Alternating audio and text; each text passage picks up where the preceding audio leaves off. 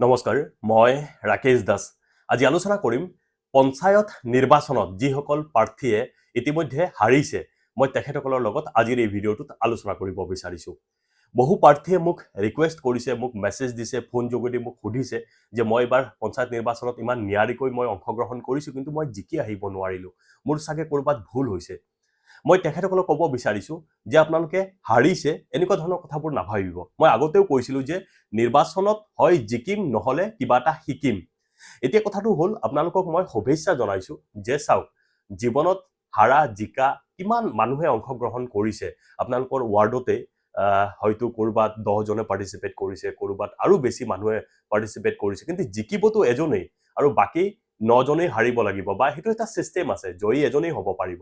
এতিয়া কথাটো হ'ল যে আপুনি যদি ফাৰ্ষ্ট টাইমৰ কাৰণে ধৰক নিৰ্বাচনত পাৰ্টিচিপেট কৰিছে, পঞ্চায়ত নিৰ্বাচনত, এতিয়া আপুনি নিজে ভাবক যে এই নিৰ্বাচনত অংশগ্ৰহণ কৰি কেৱল হাৰা আৰু জিকাটোৰ কথা নাভাবিব। কথাটো হ'ল যে জীৱনত কিবা আপুনি নিজৰ ভিতৰত পৰিৱৰ্তন বা কিবা কথা নতুন কথাৰ লগত আপোনাৰ চিনাকি হৈছে নে নাই।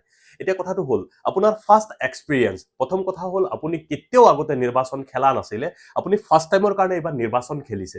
প্ৰথম কথা হ'ল চিষ্টেমটো আপুনি গোটেইখিনি গম পাইছে নে নাই, কেনেকৈ ফৰ্ম আনিব লাগে, কেনেকৈ ফিল আপ কৰিব লাগে, কেনেকুৱা ধৰণৰ প্ৰত্যাহ্বানৰ মুখামুখি হ'ব লাগে। মানুহখিনিক আপুনি চাওক, আপোনাৰ ঘনিষ্ঠ মানুহখিনিও হয়তো আপোনাক এটা সময়ত আপোনাক কৈছিল যে মই ভোট দিম, এটা সময়ত আপোনাৰ পৰা ফালৰি কাটি পেলাই আপোনাৰ এগেইনষ্টত ছাপোৰ্ট কৰিছে। আপুনি কোন আপোনাৰ কিমান আপোন, কোন আপোনাক কোনে কিমান ভাল পায়, এই গোটেই এটা পৰিৱেশৰ মুখামুখি আপুনি হৈছে নে নাই, গোটেই কথাখিনি গম পাইছে নে নাই। মানে নিৰ্বাচনত কেৱল হাৰা জিকাৰ কথা নহয়, আপুনি মানে আহি থকা দিনবোৰত এগৰাকী ভাল লিডাৰ হ'বৰ কাৰণে আপুনি হাৰিব লাগিব, আপুনি বহু কথা জানিব লাগিব। এতিয়া চাওক, এনেকুৱা লিডাৰৰ এটা নাম কওকচোন যোনে জীৱনত হাৰাই নাই। আছে, বহু এনেকুৱা লিডাৰ আছে। আমাৰ মাননীয় মুখ্যমন্ত্ৰী মহোদয় আজি কিমান মানে প্ৰভাৱশালী নেতা, সকলোৱে জানে। তেখেতেও যেতিয়া ফাৰ্ষ্ট টাইম পাৰ্টিচিপেট কৰিছিল, সেই সমষ্টিত হাৰিছিল। এনেকুৱা বহু উদাহৰণ আছিল যে মানুহে মানে হাৰি জীৱনত ইমান অভিজ্ঞতা লাভ কৰে, গোটেই এক্সপিৰিয়েঞ্চখিনি তেখেতে আয়ত্ত কৰে। এতিয়া আপোনাৰ নিৰ্বাচনত এইবাৰ ফাৰ্ষ্ট টাইমৰ কাৰণে মানুহে আপোনাক ভুল পথে পৰিচালিত কৰিছে। কিছুমানে এনেকুৱাও কৈছে যে এনেকুৱা ধৰণৰ বুদ্ধি দি পেলাই আপোনাৰ পৰা কেনেকৈ 2 পইচা নিব পাৰি। এনেকুৱাও মানুহ আছিল যে আপোনাক দেখুৱাইছে যে আপোনাৰ লগত থাকি পেলাই অমুকত 10,000 টকা দিয়া, অমুকক মেনেজ কৰিব লাগিব, তাত 20,000 টকা দিয়া, বা অমুক কৰিব লাগিব, ল'ৰাখিনিয়ে খানা খাব, তাতে ইমান টকা দিয়া, বিভিন্ন ধৰণৰ কথা আপোনাক কৈছে আৰু আপুনিও দিছে। আৰু আপুনি দিয়াৰ পিছত যেতিয়া ৰিজাল্ট ওলাল, আপুনি বহু ভোটত হাৰিছে। মনটো বেয়া লাগিছে, চালা মই ইমান টকা খৰচ কৰিলোঁ, বাট মই জিকি আহিব নোৱাৰিলোঁ। এনেকুৱা ধৰণৰ মানে আপুনি পৰিৱেশৰ মুখামুখি হৈছে, মই জানো। কাৰণ মোৰ যিটো পূৰ্বৰ যিখিনি অভিজ্ঞতা, বা মোৰ লগ বন্ধু 2-এজনো ইলেকশ্যন খেলিছে, তেতিয়া মই মানে এনেকুৱা চিটুৱেশ্যনৰ মুখামুখি হোৱাৰ পিছত মই আলোচনা কৰোঁতে মই কৈছিলোঁ যে এনেকুৱা চিটুৱেশ্যনৰ মুখামুখি আপোনালোকে হ'ব পাৰে।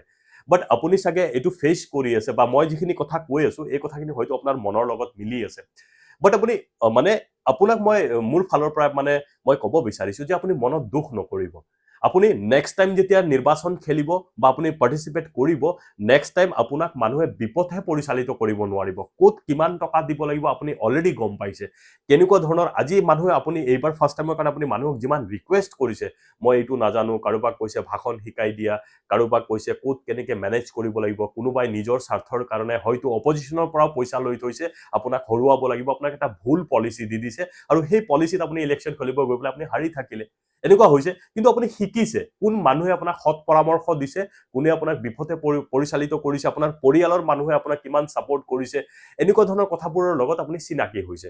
বুজি পালে মই কি ক'ব বিচাৰিছোঁ? সেইকাৰণে মন দুখ নকৰিব। হাৰা একো ডাঙৰ কথা, হাৰ জিত এইটো মানুহৰ জীৱনৰ এটা পাৰ্ট হয়। এইটো হাৰিব, আপুনি আজি জিকি আহিছে, আপুনি হেপী আছে। আপুনি বা কোনোবাই যদি হাৰি আহিছে, তেখেতে আজি অলপ দুখত আছে, মই পাৰ্টিচিপেট কৰিছিলোঁ, চবেইটো জিকিম বুলি ভাবে। কিন্তু মোৰ কনচেপ্টটো এনেকুৱা ধৰণৰ হয়, জিকিম নহ'লে কিবা এটা শিকিম। এই নিৰ্বাচনৰ পৰা আপুনি বহু কথা শিকিছে, হয়তো আপুনি সেইটো ৰিয়েলাইজ কৰা নাই। আপুনি অকলশৰীয়াকৈ যেতিয়া অলপ টাইম যদি বহি পেলাই কথাখিনি চিন্তা চৰ্চা কৰে, আপুনি 100% বহু কথা শিকিছে। আপুনি এবাৰ গভীৰভাৱে চিন্তা চৰ্চাখিনি কৰক যে কোন মানুহে কিমান আপোনাক ছাপোৰ্ট কৰিছে, কিমান ভাল পায়, এই নিৰ্বাচনে আপোনাক প্ৰমাণ কৰি দিছে। হয়তো আপোনাক এনেকৈ হিচাপ দিছিল যে আপুনিতো 100% জিকি আছে, আপুনি ইমান ভোটত লিডিং লৈ আছে, এনেকুৱা ধৰণৰ কথাবোৰ, সেই মানুহখিনিৰ কথাবোৰ আপোনাৰ একদম এতিয়া কামুৰি আছে গাত, যে এনেকুৱা ধৰণৰ এটা ভুল কনচেপ্ট মানুহে দিব পাৰেনে? ইয়াৰ নামেই ৰাজনীতি। বুজি পালে মই কি কথা ক'ব বিচাৰিছোঁ? ইয়াৰ নামেই ৰাজনীতি।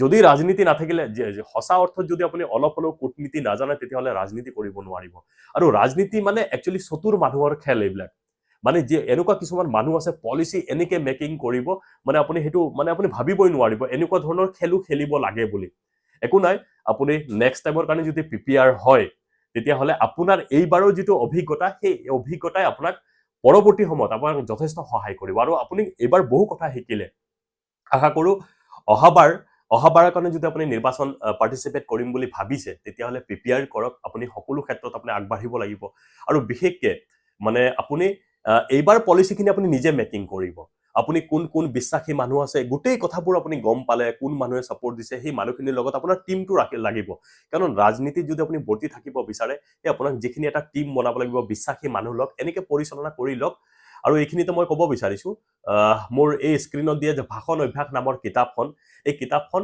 আপুনি অধ্যয়ন কৰক এতিয়া আপুনি আজৰি আছে এই কিতাপখন পঢ়িলে মই স্ক্ৰীনত দি দিছোঁ এই কিতাপখন পঢ়িলে আপুনি বিভিন্ন সভা সমিতিত সুন্দৰকৈ কথা পাতিব পাৰিব এই কিতাপখনত বিভিন্ন ভাষণ লিখা আছে 50টাৰো অধিক ভাষণ এই কিতাপখনত সন্নিৱিষ্ট কৰা আছে যিকোনো সভা সমিতিত কেনেকৈ কথা পাতিব লাগে যিকোনো দিৱসত যিকোনো মানে ছাত্ৰ ছাত্ৰীৰ সন্মুখত গাঁৱৰ যিকোনো বিচাৰ সভা কেনেকৈ সম্বোধন কৰি পেলাই ৰাইজক কেনেকৈ মানে কথাখিনি ক'ব পাৰি গোটেই কথাবোৰ এই কিতাপখনত লিখা আছে অসমৰ বিভিন্ন প্ৰান্তত মানুহে অৰ্ডাৰ কৰি মোৰ কিতাপখন নি আছে তেখেতসকলে পঢ়ি ভাল পাইছে আৰু ফিডবেকখিনিও মোক জনাইছে আপুনিও যদি ভৱিষ্যতলৈ এগৰাকী ভাল নেতা হ'ব বিচাৰে বা ৰাজনীতিবিদ হ'ব বিচাৰে বা ভালকৈ ভাষণ দিব বিচাৰে মোৰ এই কিতাপখন পঢ়ক যদি আপুনি ভাষণ দিব নোৱাৰে বা সভা সমিতিত সুন্দৰকৈ মনৰ কথাবোৰ প্ৰকাশ কৰিব নোৱাৰে আপুনি ভৱিষ্যতলৈ এগৰাকী ভাল নেতা হ'ব নোৱাৰিব সেইকাৰণে অধ্যয়নে মানুহৰ স্মৃতি শক্তি বৃদ্ধি কৰে নতুন নতুন শব্দৰ লগত আপোনাক চিনাকি কৰাই দিব সেইকাৰণে আপুনি এই কিতাপখন এবাৰ অধ্যয়ন কৰক মই স্ক্ৰীনত নাম্বাৰ দিছোঁ মোৰ নাম্বাৰ হৈছে 8723909238 এই নম্বৰত যদি আপোনালোকে যোগাযোগ কৰে মই কিতাপখন আপোনাৰ ঘৰলৈকে পঠিয়াই দিয়াৰ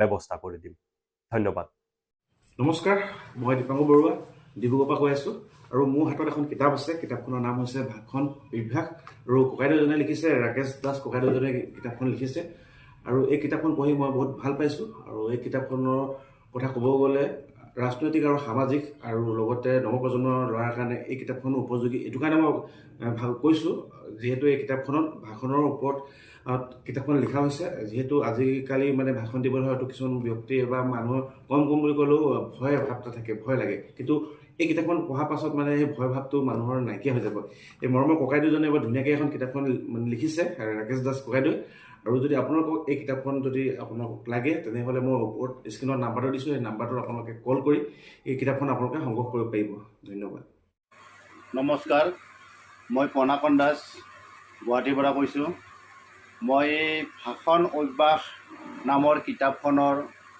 স্বত্বাধিকাৰ শ্ৰী ৰাকেশ দাসলৈ মই আন্তৰিক শুভেচ্ছা অভিনন্দন জনালোঁ ভাষণ অভ্যাস নামৰ কিতাপখনে আমাৰ উঠি অহা চামক এটা অনুপ্ৰাণিত কৰিব বুলি মই দৃঢ় বিশ্বাস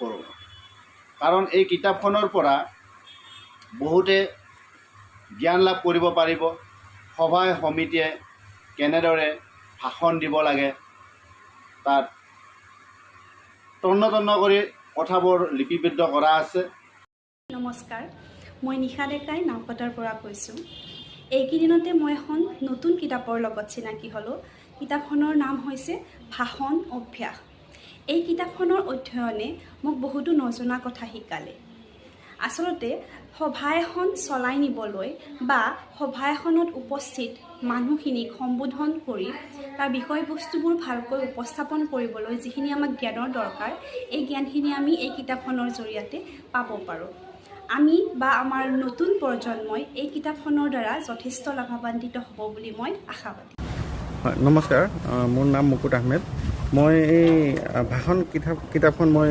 পঢ়ি মই যথেষ্ট উপকৃত হৈছোঁ আৰু মই আগত মানে ভাষণ দিয়াত মানে অসুবিধা পাই আছিলোঁ এইখন পঢ়াৰ পিছত মই মানে ধুনীয়াকৈ এতিয়া সভা সমিতিত ভাষণ দিব পৰা অৱস্থাত তেতিয়া ভাল লাগে আৰু মোৰ মানে এইখন পঢ়াৰ পিছত মোৰ কনফিডেন্সটো আহিছে আৰু ভাষণ দিয়াৰ নমস্কাৰ মই দীপাংকৰ শইকীয়া তিনিচুকীয়াৰ পৰা কৈছোঁ ভাষণ অভ্যাস এই কিতাপখন লেখক ৰাকেশ দাস এই কিতাপবোৰ পঢ়ি সভা এখন কেনেকৈ ভাষণ দিব লাগে আৰু সভা এখন পৰিচালনা কেনেকৈ কৰিব লাগে ইয়াৰ বিষয়বস্তু মই জানিব পাৰি বহুত ভাল লাগিল প্ৰথমে মই ৰাকেশ দাসলৈ ধন্যবাদ জনাইছোঁ যিসকল ব্যক্তিয়ে সামাজিক ৰাজনৈতিক শিক্ষানুষ্ঠান সভাত ভাষণ দিম বুলি ভাবে বা সভা এখন পৰিচালনা কৰিম বুলি ভাবে, তেওঁলোকে যদি এই ভাষণ বা কিতাপখন পঢ়ে মই ভাবোঁ বহু উপকৃত হ'ব।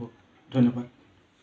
নমস্কাৰ, মই জয়ন্ত কুমাৰ ৰায় কোকৰাঝাৰ জিলাৰ গোসাইগাঁৱৰ পৰা কৈ আছোঁ।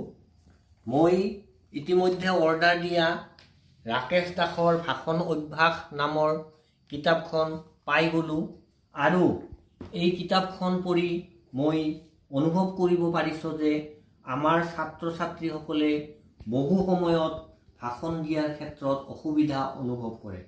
তেওঁলোকে এই ভাষণ অভ্যাস নামৰ কিতাপখন যদি অধ্যয়ন কৰে তেতিয়াহ'লে নিশ্চয় উপকৃত হ'ব। এইখিনিয়েই, ধন্যবাদ। নমস্কাৰ, মই উমানন্দ নাথ বঙাইগাঁৱৰ পৰা কৈছোঁ।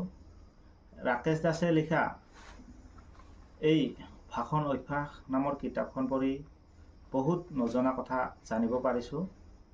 বিশেষকৈ যিসকল ব্যক্তিয়ে সামাজিক ৰাজনৈতিক কামত জড়িত আৰু ছাত্ৰ ছাত্ৰীসকলে এই কিতাপখন পঢ়ি উপকৃত হ'ব পাৰিব বুলি মই ভাবোঁ। ধন্যবাদ।